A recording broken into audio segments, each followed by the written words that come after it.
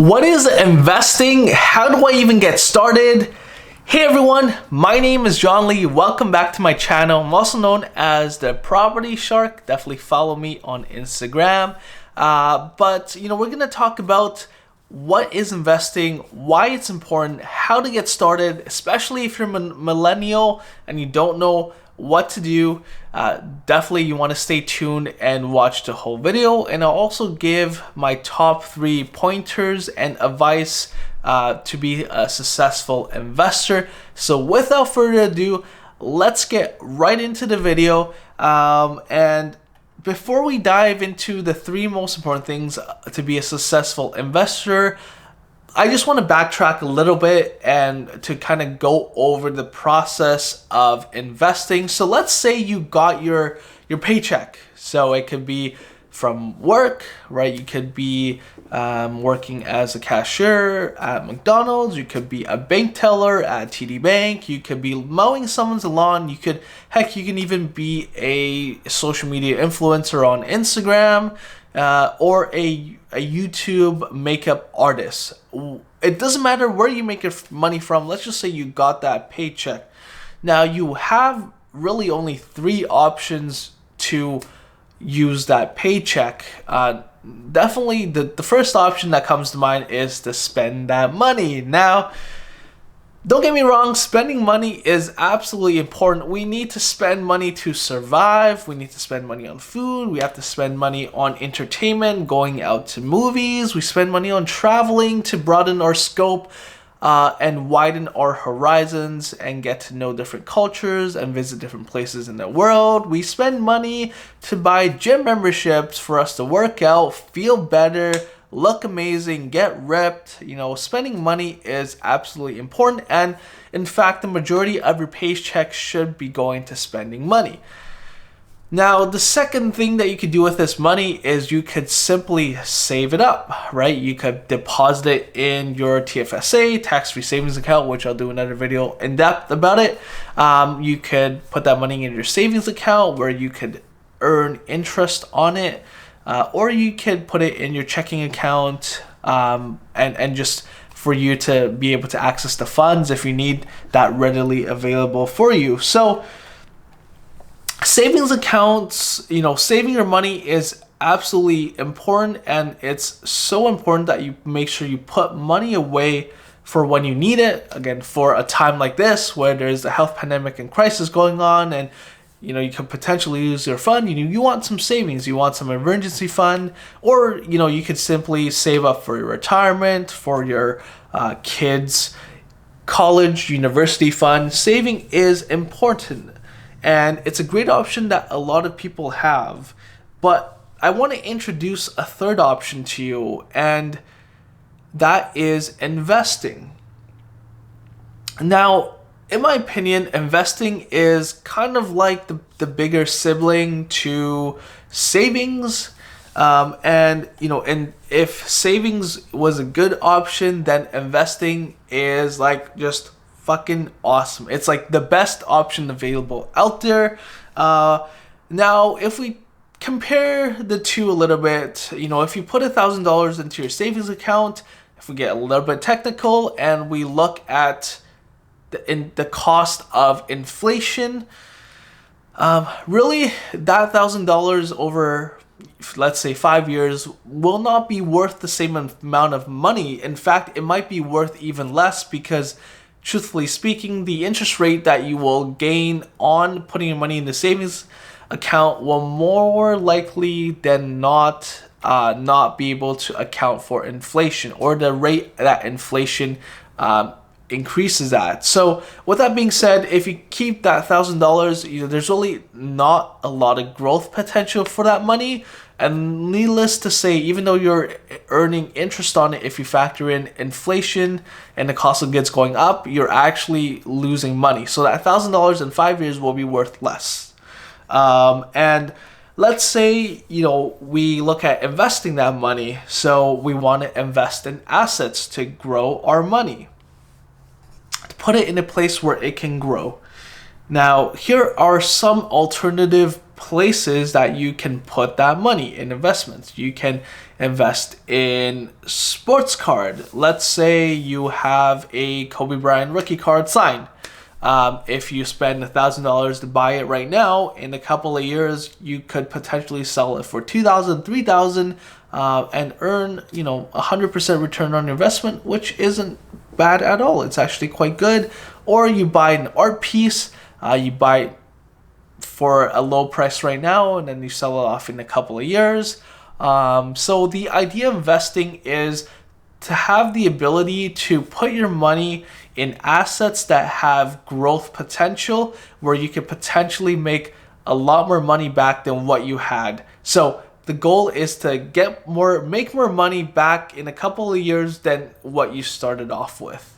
Okay, so another good option is real estate. Real estate is a phenomenal investment because, hey, we only have a limited supply of land. Land is scarce. We're not going to be able to create more land. So with that being said, real estate is a great option for a lot of investors, whether you're looking to rent it out or for you to live in. And, then in a couple of years, when it picks up in price, you can potentially upsize or downsize or find a way to move your funds around to buy more properties.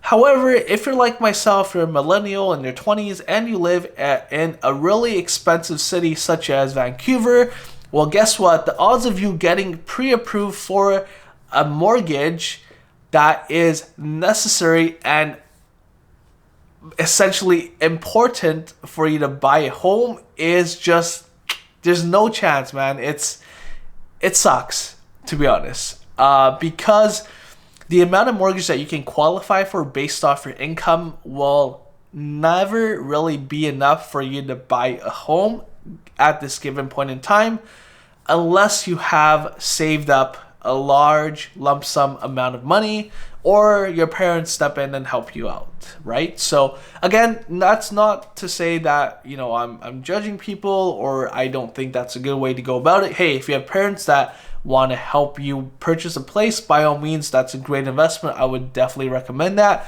However, for a majority of us young millennials out there who might have just gone into society and started working our first job or second job, and we don't have a lot of money saved up, well, the good news is there is a better place for you to purchase assets, and that's by putting your money and investing in the stock market. So essentially, a stock is an asset class and it holds value. It's like cut up into like a tiny slice of a pie. So let's say you have a company and their pie is 100% and one of their stock might be 0.01% of it. So essentially, with a little bit of money, you can buy into the company and its assets and its growth potential as well.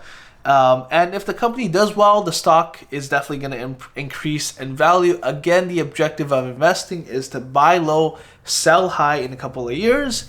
And I believe that the stock market is the way to go, especially for a lot of us young millennials who have a little bit of money saved up. And we're looking at a safe and sound investment for a lot of growth potential long term. So with that all being said, let's get right into the 3 most important things to be a successful investor, especially if you're starting out. I hope you find tremendous value in this, because I definitely had to learn this the hard way through a lot of trial and error, and lost some money on the way. Let's just put it that way. So topic number 1 is the difference between investing and speculation. Now, there is no doubt that you can make money by speculating, right? Let's say you're betting on a sports game. So there is a good chance that you can put $100 down on the Golden State Warriors winning the finals, and you could easily double that money, or you could just lose it, gone like that in a snap of a finger. A better example would be cryptocurrency, Bitcoin. Absolutely, there is tremendous opportunity untapped potential for Bitcoin currency. However, it's still in its infancy stage, and this thing is really just getting started. There's a lot of uncertainty about the infrastructure and if it will be how it will be regulated, how countries will be able to incorporate that with their fiat currencies.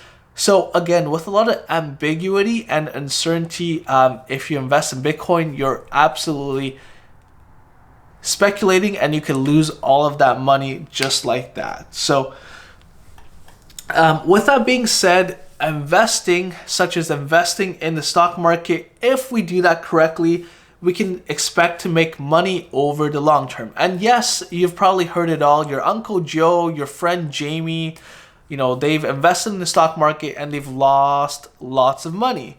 Well, you could lose money if you're investing in it correctly. And most people do that because they're thinking of investing short term. They want to make a quick buck and to be a millionaire overnight. Well, I'm sorry, investing in the stock market is not a get rich quick scheme. You do have to be patient and it is a long-term game. So you want to make sure you have the right portfolio allocations to the different industry and sectors, to the different countries in the world. And by doing so, if you place your bets right, in the long run, you should be making money. Now, moving on to topic number 2, investing is simple, but it's not necessarily easy. And this is a quote that I took from the goats of investing, Warren Buffett.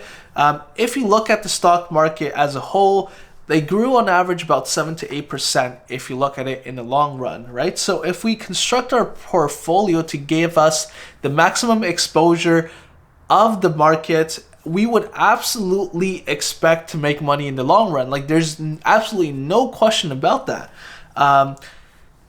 Which takes me to my next point of the investment vehicles. And as a young millennial, I believe that it's so important that we take advantage of ETFs and mutual funds, and I'll definitely make another video to introduce those two topics in another time. So be sure to hit that thumbs up, give me a like, and don't forget to subscribe if you want to learn more about ETFs, mutual funds, what are some great options out there, how to select them. And the reason why I think they're great is because for a fraction of a cost, you actually have access to over hundreds of stocks and hundreds of companies in different sectors, in different countries. Like, there's just so much opportunity. Again, we're trying to broaden our exposure so we can maximize the returns on the market. So that way we can minimize our risks and we can maximize the growth of the economy, the growth of the sectors, the growth of the countries. So it's really not that hard to build an investment portfolio. I mean, it doesn't take a rocket scientist to do it, but the harder part is to manage your emotions and the psychology behind trading, because a lot of emotions come into play. Mostly negative emotions usually take over people, such as fear and greed. These are the two opposite spectrums of trading, and that's where most investors fail. They get too fearful when they should be brave. They get too greedy when they should be conservative, and for that reason they just don't end up putting their money into the market at the right time, or they get out too early, or they don't invest in the right companies because of fear and greed. So it's important that we have to watch our emotions and we have to have the right mindset for investing, and that's absolutely important. I recommend all of you guys to check out a book by Mark Douglas, I believe is the author. It's called The Disciplined Investor. He goes through his life journey of actually going bankrupt twice and how he got out of it, and the reason why he wrote this book. It's really heavily emotional and psychology based, and to this day I still take away a lot of valuable information from him. So I'll definitely link the book down below, but I feel like that is important. Another point is a lot of investors are simply uneducated and they follow the herd mentality. If a stock price is gushing upwards, they go after it to chase it in hopes that it'll grow another 100 times or another 50%. Well, it doesn't happen that way. You have to make sure that you look at the financials. You have to do your technical analysis. Don't just follow the herd, because by the time you hear your Auntie Joe, your friend Brad, like if everyone's talking about the stock and the news, you hear from the news, guess what? It's already too late. Just like, look what happened to Tesla. People were like chasing it. It went up to 900 and guess what? It corrected down and now it's probably around $500 if I last checked and I remembered.